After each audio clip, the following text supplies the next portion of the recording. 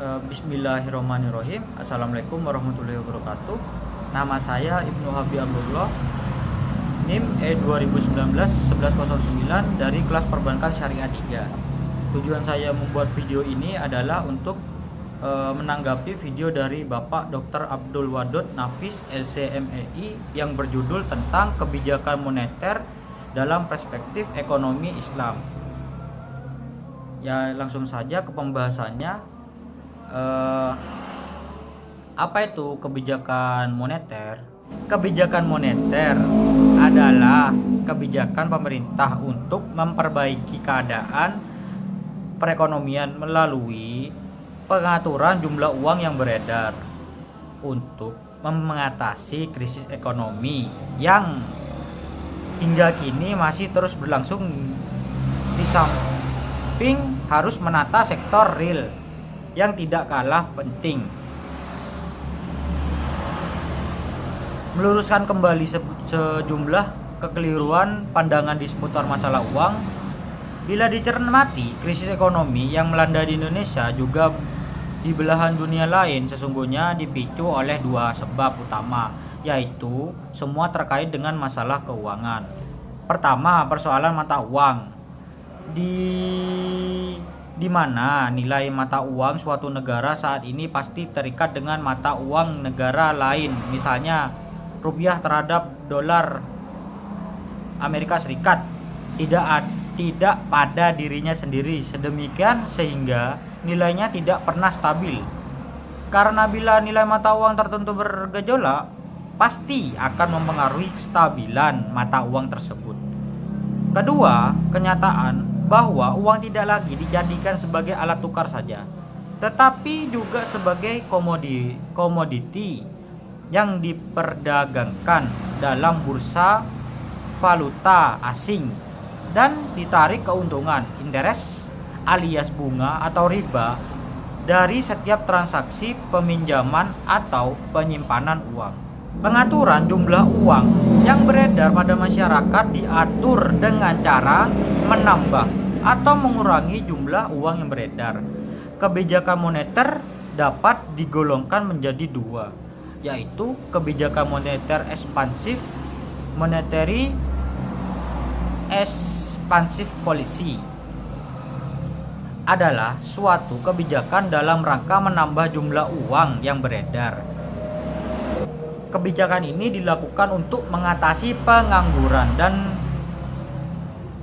meningkatkan daya beli masyarakat, permintaan masyarakat pada saat perekonomian mengalami resesi atau depresi. Kebijakan ini disebut juga kebijakan moneter longgar, easy money policy.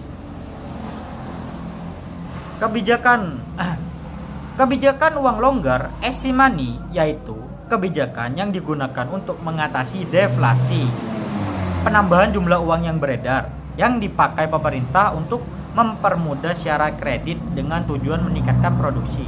Contoh, easy money policy itu adalah discount policy, yaitu menambah jumlah uang yang beredar dengan menurunkan tingkat suku bunga bank diskonto oleh Bank Sentral BI terhadap bank umum, ya semacam bank daerah gitu, kayak Danamon, BCA dan lain-lain.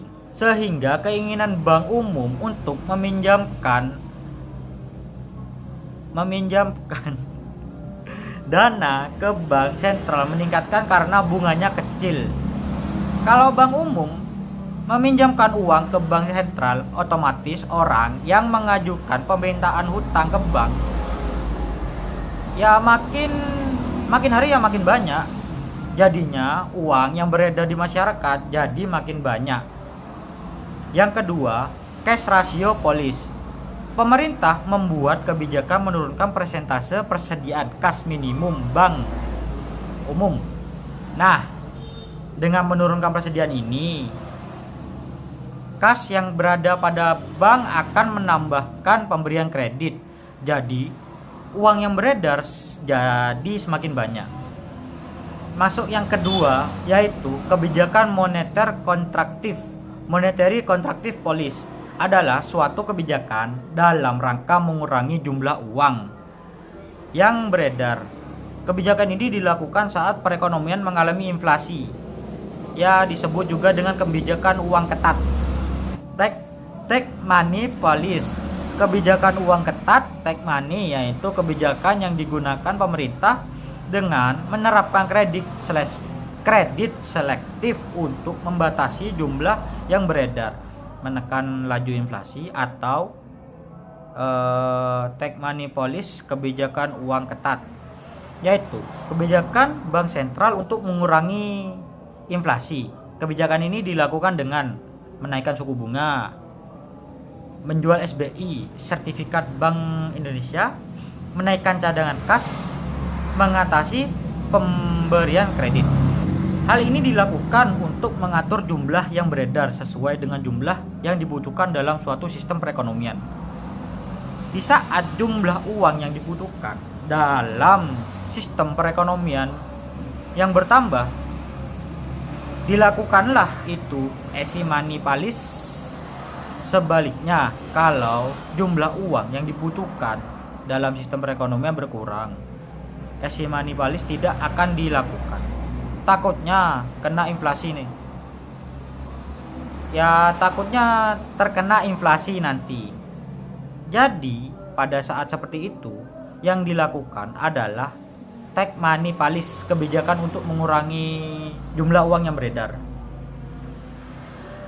Berkenaan dengan mata uang Islam yang dimiliki pandangan yang khas, Abdul Qadim Zalum mengatakan bahwa sistem moneter atau keuangan adalah sekumpulan kaidah, pengadaan, dan pengaturan keuangan dalam suatu negara.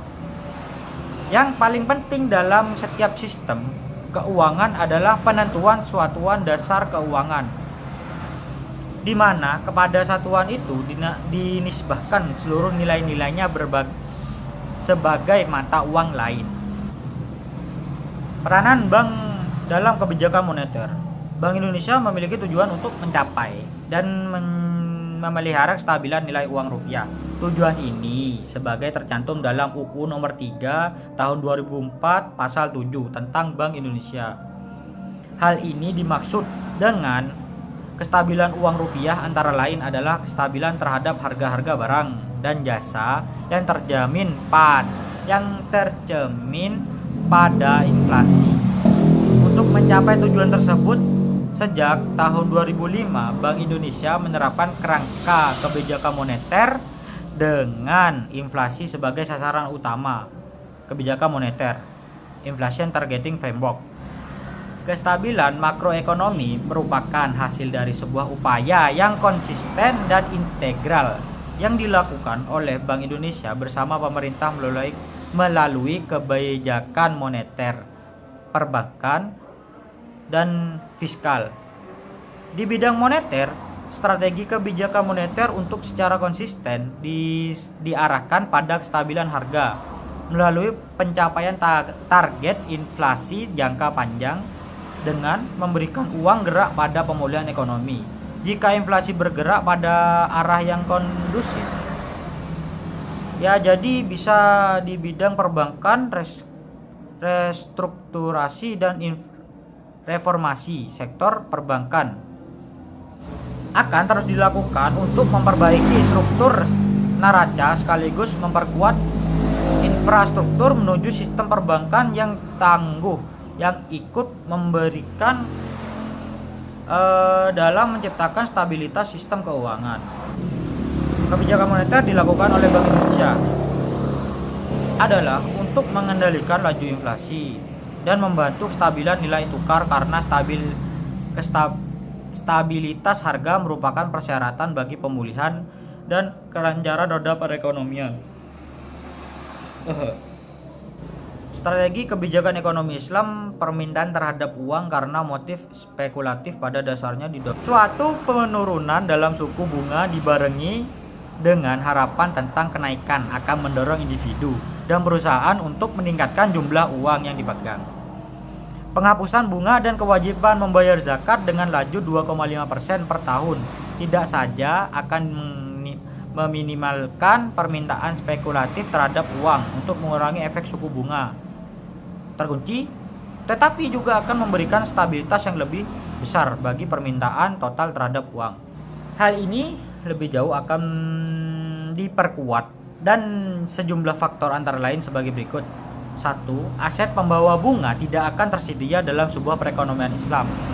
2. Peluang investasi jangka pendek dan panjang dengan berbagai tingkatan resiko akan tersedia bagi para investor tanpa memandang apakah mereka adalah pengambil resiko tinggi atau rendah.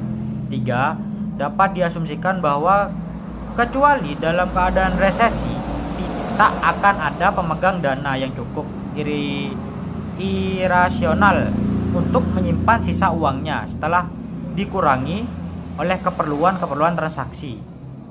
4. Laju keuntungan berbeda dari laju suku bunga, tidak akan ditentukan di depan.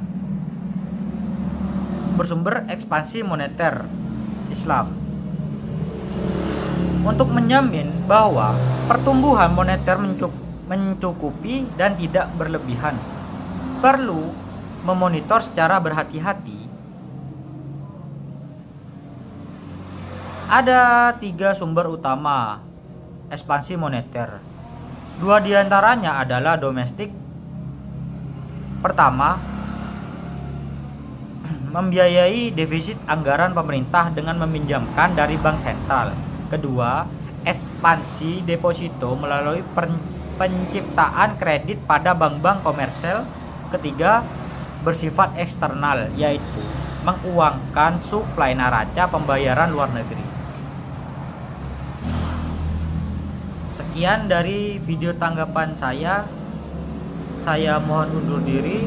Wassalamualaikum warahmatullahi wabarakatuh.